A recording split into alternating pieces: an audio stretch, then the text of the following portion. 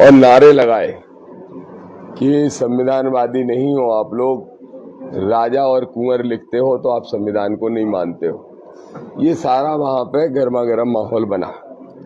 अब मैं मेन मुद्दे पे आता हूं। ये जो कांग्रेस है, दो तस्वीरें मैं आपको दिखाऊंगा। पहली चीज तो मैं जीतू पटवारी तुमको कहना चाहता हूं, पिछड़े वर्ग के हो इसलिए अभी तक छोड़ रखा था मैंने। पिछड़े वर्ग के हो इसलिए तुम पे दया खा के तुमको छोड़ रखा था, लेकिन तुम सामंतशाहियों के गुलाम बन के जो बकवास कर रहे हो, तो उसका जवाब मैं जरूर जीतू पटवारी को देना चाहता हूं। जीतू पटवारी कह रहे हैं कि केटली में बीजेपी की चाय है। सच बात तो यह है कि भारतीय जनता पार्टी की बी टीम कांग्रेस है, उसके अलावा कोई नहीं है। खास तौर पे ये जीतू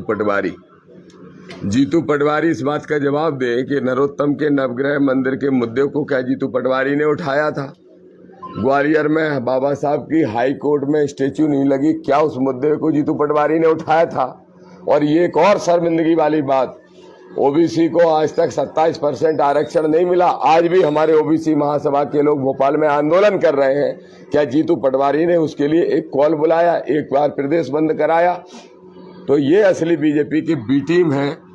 और पिछड़ों में भी अल्पसंख्यक है। जैसे इधर भारती जी अल्पसंख्यक थे ना, 200-400 वोट होते हैं, ऐसे इनकी कौन सी जाति है मुझे मालूम नहीं है।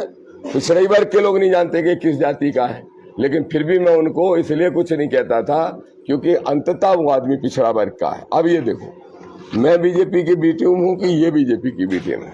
क्या है ये? क्यों मिलना है गले? सार्वजनिक स्थानों पर भी इनका प्यार मोहब्बत छूट नहीं रहा, एक दूसरे से मिले बगैर। दूसरी तस्वीर देखो, ये देखो आप, ये खंडेलवाल और जीतू पटवारी एक साथ ट्रेन में बैठ के चाय के प्याले में ये प्लान शामिल कर रहे थे कि कैसे आजाद समाज पार्टी को दतिया में रोका जाए, और इनने प्लानिंग करके ये दुष्प्रचार की शुरुआत की है। मैं स्पष्ट तौर पे कहना चाहता हूं जीतू पटवारी से कि जीतू पटवारी, अब तुम्हारी पोल में खोलूंगा। अभी तक ओबीसी के नाते तुम्हें माफ कर रखा था। और दूसरा, जो दिग्विजय सिंह के इशारे पे तुम नाच रहे हो, चुनाव खत्म होने दो, सबसे पहली सभा राधोगढ़ में करेंगे, सबसे पहली रैली।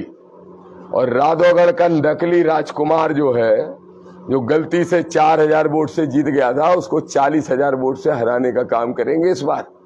और ये जो जीतू पटवारी है, गजब है। कांग्रेस भी, प्रदेश अध्यक्ष भी ऐसा ढूंढा जो 35,000 से हारा है।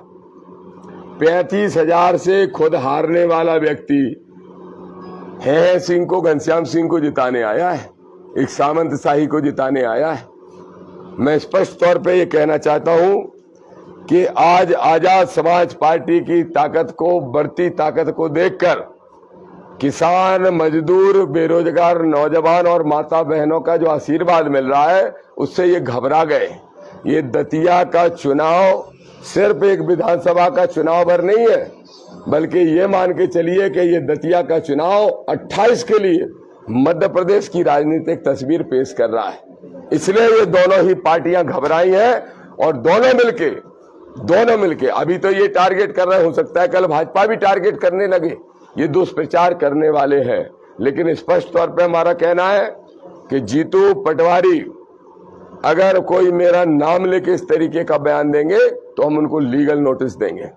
और आज कह रहा हूं, अगर दिग्विजय सिंह की हैसियत है, उनके घनश्याम सिंह की तो हो नहीं सकती, लेकिन अगर दिग्विजय सिंह की है, और दिग्विजय सिंह के चेले, ये जो पुराना चेला है जीतू पटवारी, इसकी हैसियत है, तो एक प्रमाण पेश कर दे, एक सिंगल प्रमाण। वो यहां जाके कसम खा जाए पीताम्बरा पे। मेरे लिए तो सबसे बड़ा संविधान है, मैं संविधान पे हाथ रख के कसम खाने को तैयार हूं। खा जाए कसम के ये लोग बीजेपी से मैनेज लोग नहीं, इनको शर्म आना चाहिए। ऐसे नालायक लोग जनता को भ्रमित करने का काम कर रहे हैं।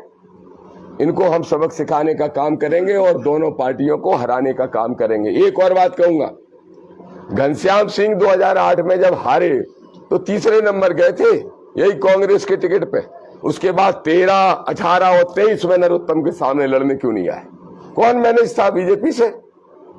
जवाब दे रहे। कमलनाथ जी तो बैठे हैं, अभी पूछो। ये दिग्विजय सिंह भी बैठे थे, सत्यानाशी, हमारी पंचायत में 3 बार, और 3 बार घनश्याम सिंह ने हाथ जोड़ के कहा नहीं नहीं मैं नहीं लड़ सकता है, उनके भौकाल के सामने नहीं टिक सकता। भौकाल थी या पैसे का खेल था? और इसका भी क्या कारण है कि जब नरोत्तम का टिकट कट जाता है तब तक के लिए कांग्रेस क्यों रुकी रहती है अपना टिकट फाइनल करने में? कोई जवाब है जीतू पटवारी के पास? क्या प्लान था कि दामोदर यादव 100 दिन से लगा है, बहुत मजबूत तैयारी आजाद समाज पार्टी की हो गई है, तो दोनों मिलकर लड़ेंगे।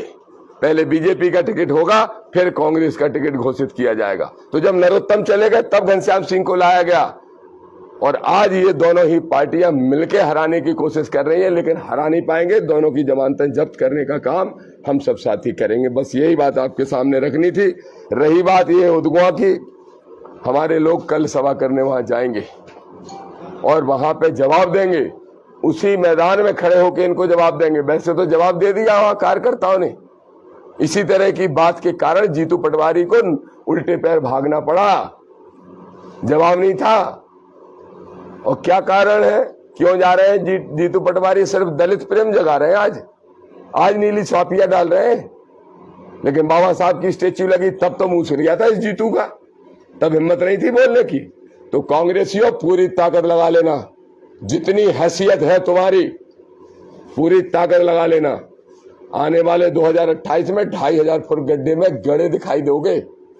और रही बात बीजेपी की, तो हम ही लड़ते हैं, हम ही लड़ेंगे और हम ही उनको हटाएंगे, और हम ही 2028 में सरकार हमारी पार्टी बनाएगी।